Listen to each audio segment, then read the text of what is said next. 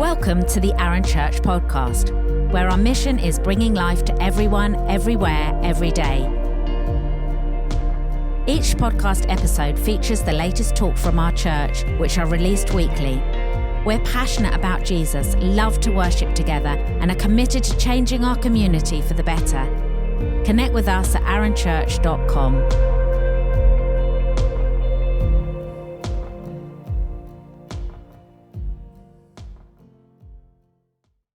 Joe. Morning, everybody. How are we all doing? We're all good?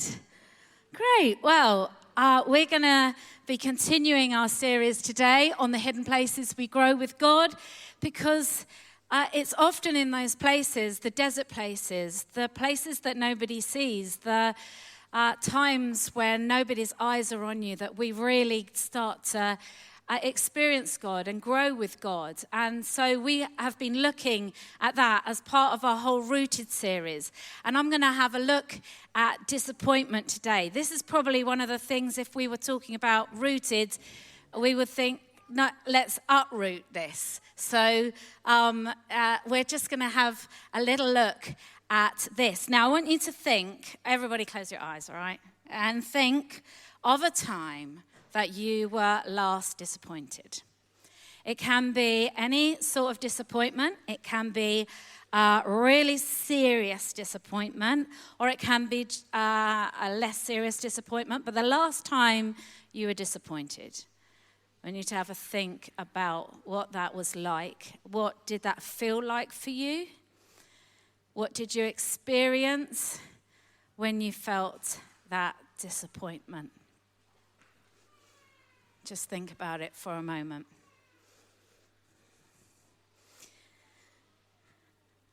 I remember being disappointed.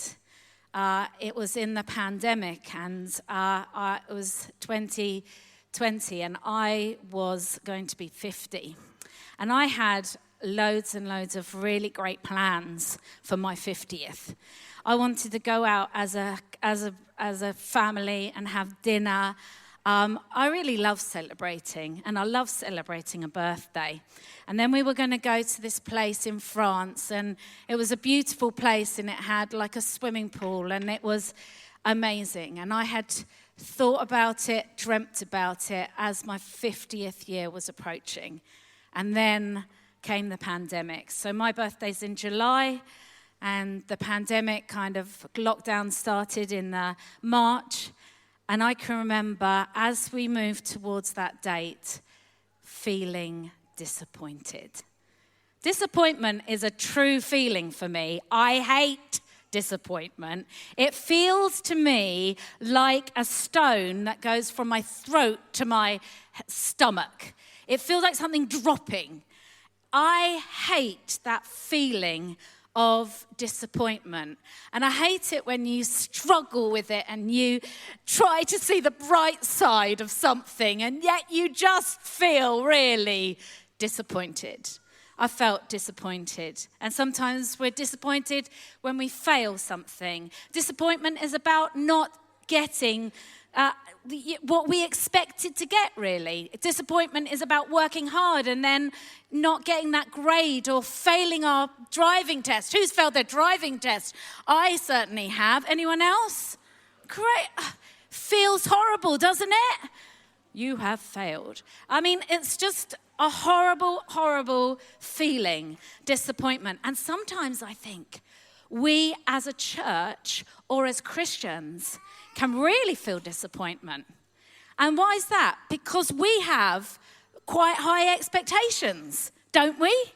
We've got high expectations of what God will do.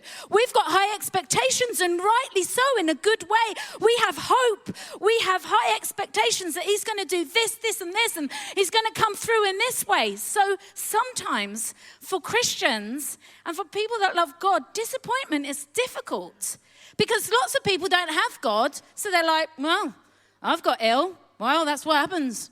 Never mind. So everyone's disappointed with God anyway, aren't they? Even if you don't love God, you can be disappointed with Him. Lots of people say to me, well, there can't be a God. That happened. You don't even believe in a God, but you still blame Him. Might as well blame Him. So we we live with disappointment. What does the Bible say about disappointment? What's the Bible got to help us? How does the Bible help us deal with some of these emotions? I'm going to go to the story of Ruth. And I'm just going to read a little bit of Ruth. Ruth is a very small chapter in the Bible. And the story comes between Judges and Samuel. And this little it's 4 chapters. It will take about 15 minutes to read. And you think, what is this tiny, tiny little book doing in the Bible? We're going to have a look and read some of that. It says this, it's Ruth 1. In the days when the judges ruled, there was a famine in the land. And so a man from Bethlehem in Judea, together with his wife and 2 sons, went to live for a while in the country of Moab. The man's name was Elimelech, his wife's name was Naomi, and the names of his 2 sons were Malion and Kilion, and they were Ephraimites from Bethlehem, Judea. And they went to Moab and lived there. Now, Elimelech, I haven't said that right, never mind. Naomi's husband died, and she was left with her 2 sons, and they married Moabite women. Moabite women, okay? You weren't supposed to be marrying these women, all right? Moabite women were not supposed to be married. The Moabites were not seen as good people, all right? And Naomi's sons married them. One was named Orpah and the other Ruth. And they lived there about 10 years. Both Malion and Kilion also died, and Naomi was left without her 2 sons and her husband. And when Naomi heard in Moab that the Lord had come to the aid of his people by providing food for them, she and her daughters-in-law prepared to return home from there. And with her 2 daughters-in-law, she left the place where she had been living and set out on the road that would take them back to the land of Judea. Then Naomi said to her 2 daughters-in-law, "Go back, each of you, to your mother's home. May the Lord show you kindness if you have shown kindness to your dead husband and to me. May the Lord grant that each of you will find the rest in the home of another husband." And then she kissed them goodbye, and they wept aloud. And she said to her, "We will go back to your people." But Naomi said, "Return home, my daughters. Why would you come with me? Am I going to have any more sons? Who could become your husbands? Return home, my daughters. I'm too old to have a husband, even if I thought there was still hope for me. Even if I had another husband tonight and gave birth to sons, would you wait until they grew up? Would you remain unmarried for them? No, my daughters, it is more bitter for me than for you, because the Lord's hand has turned against me." And they wept again. And then Orpah kissed her mother-in-law, but Ruth clung to her. "Look," said Naomi, "your sister-in-law is going back to her people and her gods. Go back with her." And Ruth replied, "Don't urge me to leave you or turn back from you. Where you go, I will go. And where you stay, I will stay, and your people will be my people, and your God, my God. And where you die, I will die, and there I will be buried. May the Lord deal with me ever so severely, if even death separates you and me." And then Naomi realized that Ruth was determined to go with her. She stopped urging her. So the 2 women went on until they came to Bethlehem. When they arrived in Bethlehem, the whole town was stirred because of them. And the women exclaimed, "Can this be Naomi?" "Don't call me Naomi," she called them. "Call me Mara, because the Almighty has made my life very bitter. I went away full, but the Lord has brought me back empty. Why call me Naomi? The Lord has afflicted me. The Almighty has brought misfortune among me." So Naomi returned from Moab, accompanied by Ruth, the Moabite, her daughter-in-law, arriving in Bethlehem as the barley harvest was beginning. And so what happens is they come back. That's the first chapter I've read. But they come to Bethlehem, and there's a man called Boaz. And Boaz has a field. He's a farmer, and he has a field. And Ruth, they have no money. They have no food. Their husbands have died. They have nothing. There is no, social security to rest on. There is no one else helping in this situation. They are completely destitute with nothing. Both of them, both Ruth and Naomi. And they come into this place, and there's a field. The best that they can do is go to the edge of the field. Ruth can go to the edge of the field, and she can take some grain. And that grain can maybe get them through. Maybe get them through eating while they're in this terrible famine. So she goes to this field, and she starts picking up the grain. And Boaz notices her. he's the farmer. And he says, who's that woman? And they say, well, that's Ruth, and she's come with her mother-in-law. And he says, right, well, make sure, invite her to come and have something to eat. And so he invited her and they ate together and he gave her lots and lots of food. And then he said, listen, you stay on my field and I'll make sure nobody hurts you, nobody harms you. She was obviously very vulnerable. Obviously, collecting food like that was a very vulnerable thing for her to do. And so he said, I will look after you. And so she goes and collects grain from his field day after day. And Naomi says, well, what's going on? We've got so much grain. And she says, well, Boaz, he's been very kind to me. And she says, right, what you've got to do, he's related to us. Boaz could well look after you, could look after us. He's meant to, because in the Jewish law, then somebody in the family would look after the widows. And so she goes and she takes off her grieving clothes and she puts on some perfume and she puts on some non-grieving clothes and she goes and she lays at the foot of Boaz one night, really saying, I am here. And he says, it becomes clear that he could marry her and he could look after the family. And so that's actually what he does. Boaz, in his kindness, marries Ruth, and they have a baby. And this baby is the great grandfather of David. And so she has this baby, and then he has Jesse, who is the father of David, and then there's David born. And then, of course, in that whole family tree, that results in Jesus. This little baby becomes part of the genealogy of Jesus. That's what God does. This is a remarkable story because it's just an ordinary story. It's just an ordinary girl.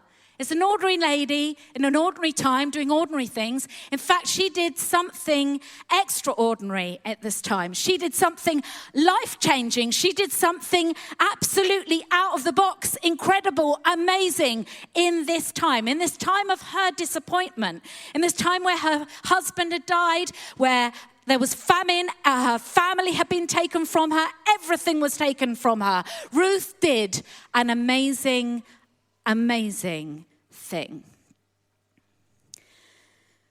I always remember, it was about 6 years ago now, to the day almost, Rosie and Mikey were getting married.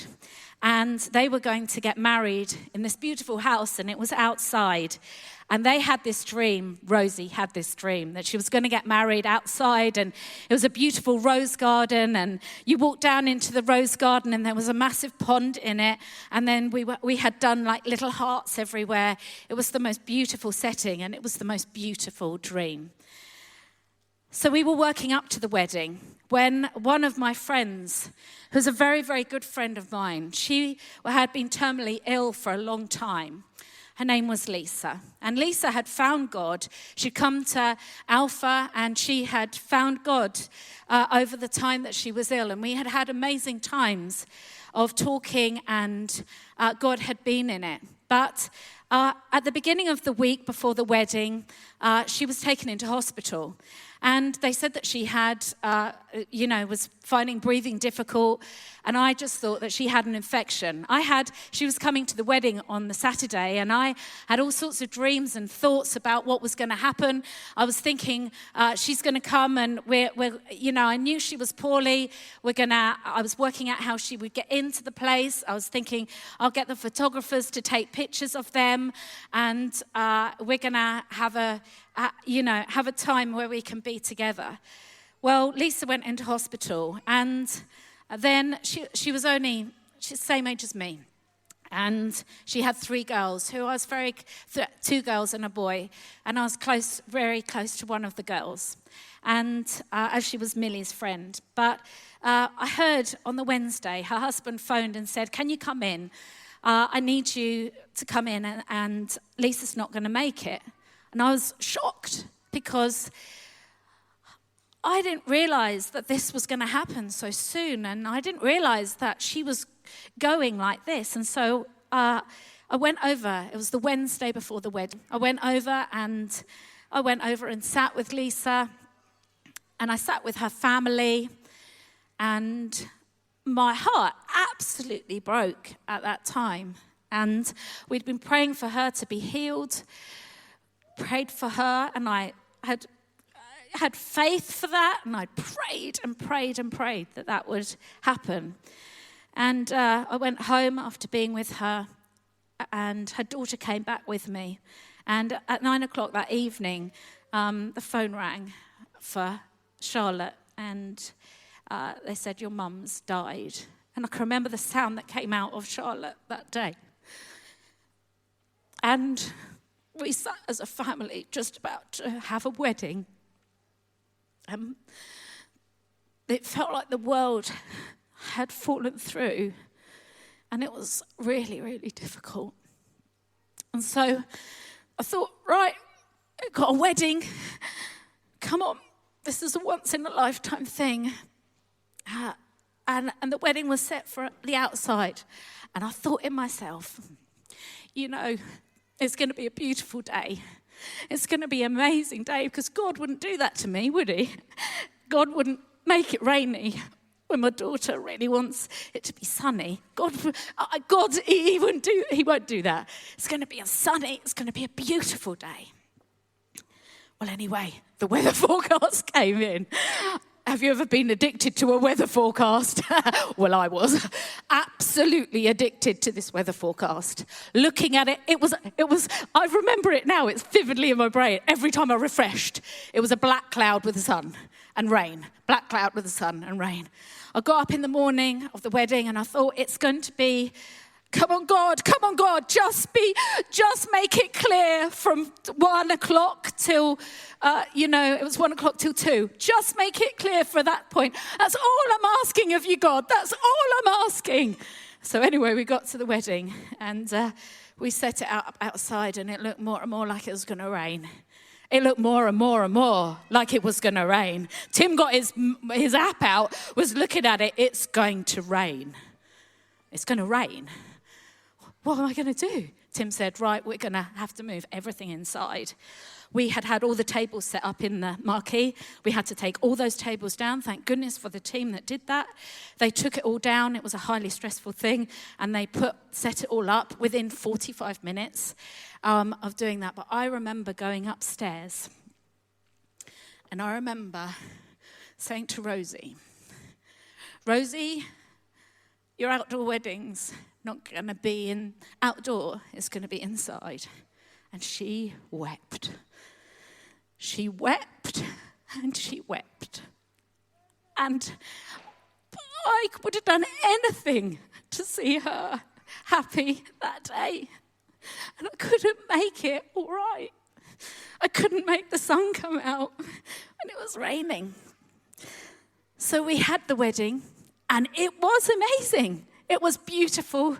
And the sun did come out in the end after the wedding. I mean, Rosie said to me, if the sun comes out at 1:00, I will be so mad with you, Mum. And I was God, make it rain at 1:00. Please, God, I know, I've changed my prayer. And it did rain. Oh, thank you, God. It rained at 1:00.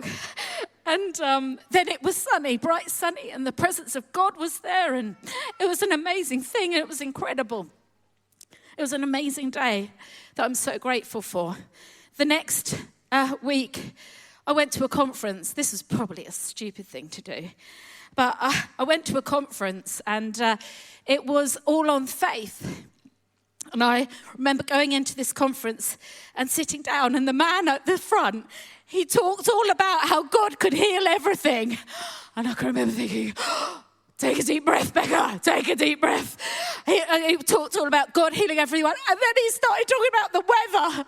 And he started talking about how he had gone out and God had said that there's going to be a blue sky day. And he went out and he had prayed the clouds, and the clouds had cleared, and there was a blue sky day. It was all on, the whole thing was on healing and weather.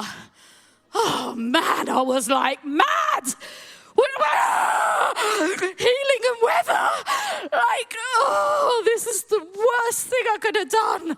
Come to this conference on healing and weather and how God makes it all great. Like, it was disappointment. It was disappointment. I was so disappointed. I was disappointed in myself as well, to be honest, that I was so bothered about weather.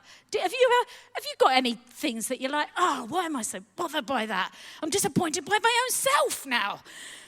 I'm so bothered about the weather. Who cares about the weather? It doesn't matter, We're disappointed in ourselves. We're disappointed in each other. We're disappointed sometimes in God. So I'm so grateful. There's a book that Philip Yancey wrote called Disappointment with God. It was such a relief to read a book like that. Oh, thank you that some intelligent person who loves God with all his heart has written a book like that. That's amazing. Thank you, Philip Yancey. I can remember writing it, reading it and thinking, oh, well, I'm allowed to feel that? Don't you ever think I'm not allowed to feel that? I mean, God's God. He's amazing. He's incredible. Look what he's done for me. Oh, I'm disappointed as well by this or by this. Or Jesus himself, the main person in our whole lives, was disappointed. He was disappointed. He was disappointed with his friends. We often hear like, oh dear, they just haven't got this, have they? He was disappointed. What do you think happened when he was on the cross and he said, my God, why have you forsaken me? What's that about? He felt let down. Where's God? Where's he gone? Jesus, our Jesus, felt that disappointment. So, what do we do with our disappointment then? What does Jesus ask us to do with those feelings of disappointment? I think his invitation to us today is give it to me. Give it to me. I am inviting you, that disappointment in you, I'm inviting you to give it to me. That's the invitation. What an amazing invitation. I was talking about Ruth earlier. And I said the most amazing, incredible thing that Ruth did, which was life-changing and dynamic and beautiful. Do you know what that thing was that Ruth did in the story?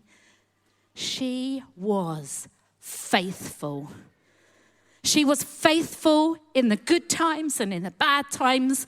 She was faithful in her friendships and her relationships. She was faithful. Faithfulness is sometimes looked down on, stupid. It's, why would you do that? Why do you stick at something? Why do you stay committed to something? But it was that faithfulness in her and in God that was absolutely amazing. So, God invites us to give him our disappointment. God invites us to give that to him. It says, this is one of the quotes from Philip Yancey. One bold message in the book of Job is that you can say anything to God. Throw at him your grief, your anger, your doubt, your bitterness, your betrayal, your disappointment. He can absorb them all. As often as not, spiritual giants of the Bible have shown contending with God. They prefer to go away limping like Jacob rather than to shut God out. In this respect, the Bible prefigures a tenet of modern psychology. You really can't deny your feelings or make them disappear. So you might as well express them, and God can deal with every human response save one. He cannot abide the response I fall back on instinctively to attempt to ignore or treat him as though he does not exist.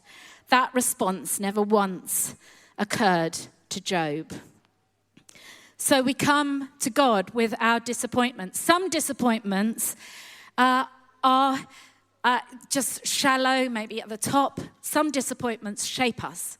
They shape the way we think. They shape the way we think about ourselves. They shape the way we think about God. And God invites us to give him our disappointment. So, disappointment. When we hold on to disappointment, it is so restrictive, isn't it? It is so restrictive. It's like carrying something around with us. It's like something heavy that is part of us. And we find it so difficult to let go of. But it hinders us. Our disappointment, it stops us walking how we used to. And it definitely stops us running. And it stops us dancing. And it stops us being free.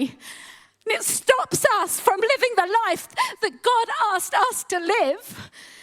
It starts us limping, and it starts us holding ourselves and our bodies differently because we need to hold this disappointment and walk with this.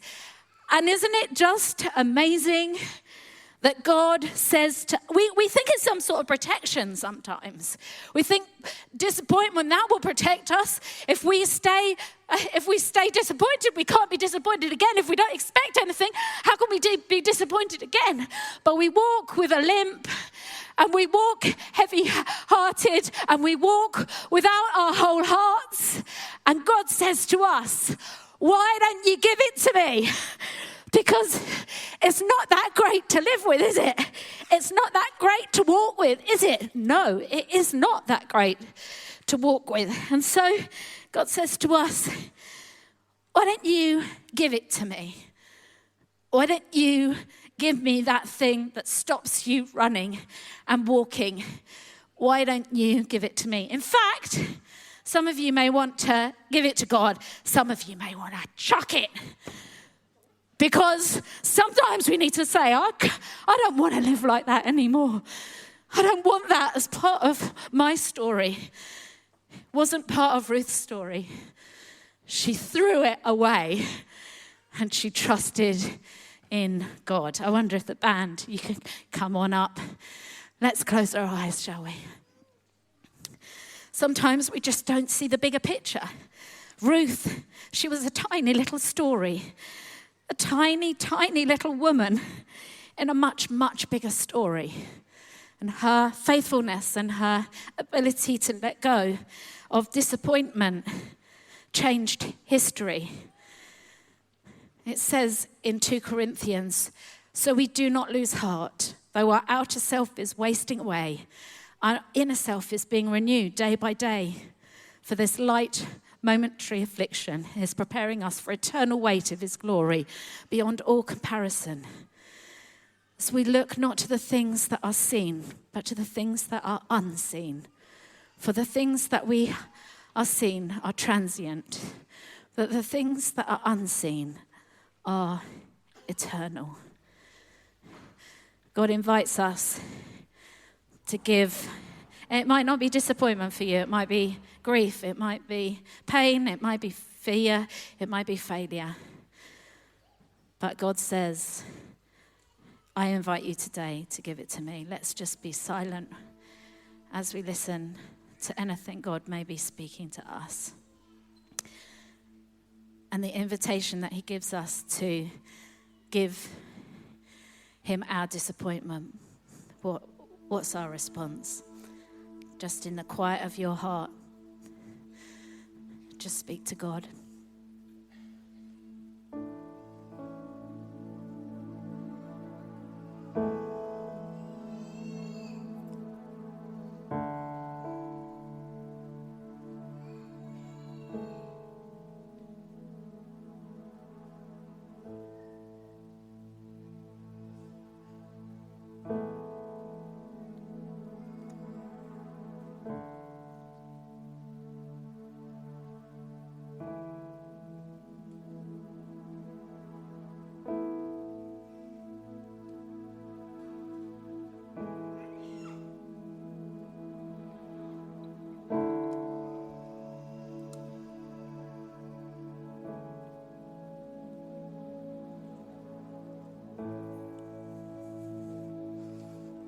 It's interesting because Today I come from a place where I'm not really living in that disappointment. In fact, I've seen God do a lot of amazing things, even this week.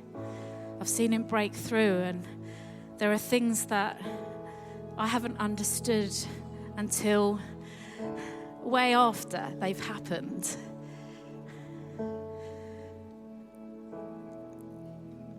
But I want to encourage you, if you're in any way living with disappointment with God, disappointment with yourself, disappointment with other people, that you today have the invitation to give that to God. And that's an amazing thing. So I wonder if you want to respond to that in any way. I don't know, should we stand up? Let's stand up together. And if you feel like, I just need to respond to this, I wonder if you could just come down and stand at the front. If you just feel like that's something that you would like to respond in that way. You would like to say, yes, God, I'm going to let go. It's such a powerful thing when we respond to God.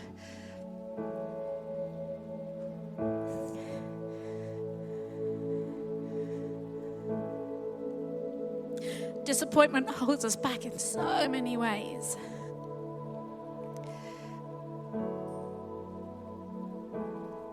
And we have a God that meets us in that place, which is the most incredible thing.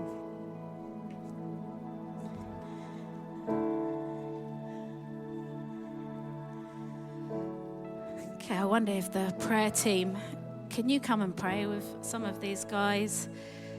Just come and...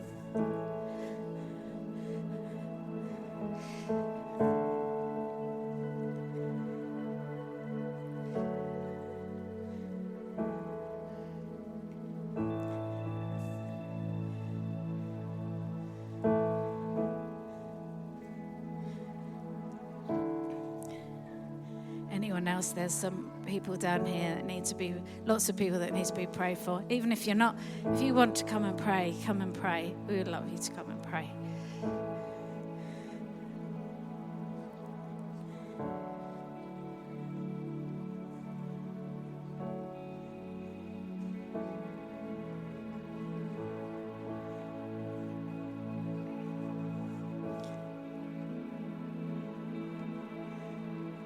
Somebody come and pray down here. That would be brilliant. Thank you.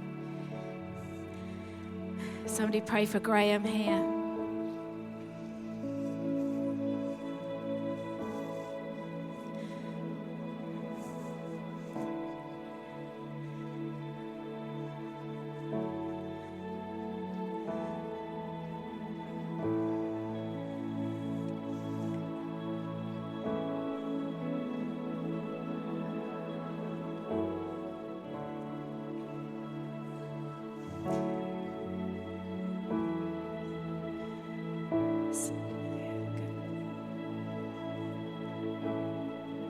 Needs a lady to come and pray here. Brilliant, thank you.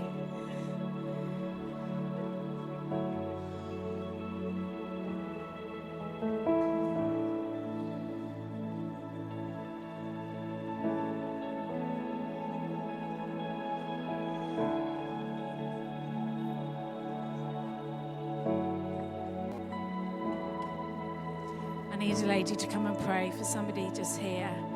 There's anyone free.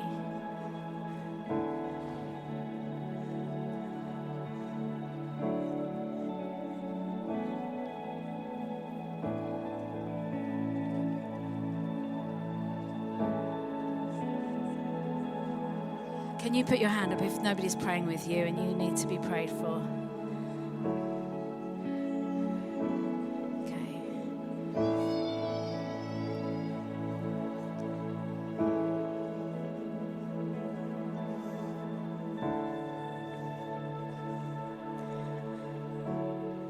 So, Father God, we thank you that you meet us just where we're at. We don't have to hide things from you. We don't have to pretend. you meet us just where we're at. And I pray, Father, that you would just bring a freedom from disappointment all over this place. Bring your freedom, God, we pray. That we would walk not half-heartedly, not thinking, what bad thing's going to happen next. But we would walk knowing that you are good and that you have us in your hands. Pray blessing over every person.